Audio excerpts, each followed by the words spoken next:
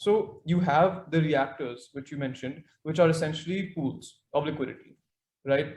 Now this reactor or this liquidity pool, the first, and right now I'm just talking about AMMs. I'm not talking about the prices and their function.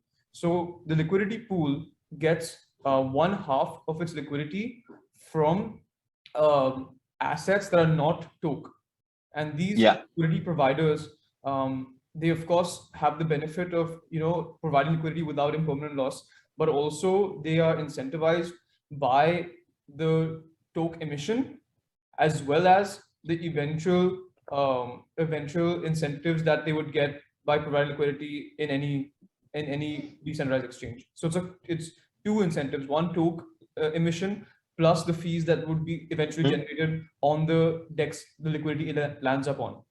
Is that correct up to now? Yeah. Okay. And now the second side of the DEX, the liquidity pool in this is coming from toke stakers, right?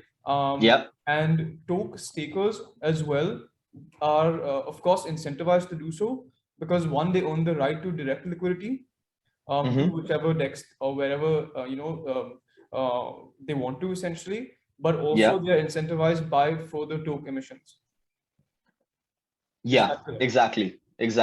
Yeah, so they're incentivized by toke emissions. Yeah. Okay. And okay, and there is only one type of reactor. Like there's only one liquidity pool type, in the sense, this concept of liquidity pool or this concept of a reactor in this case, there are multiple types of them. There's just one standard liquidity pool which we call reactors, and in this and each protocol will have its own reactor, or I should say each asset would have its each asset would have its own reactor.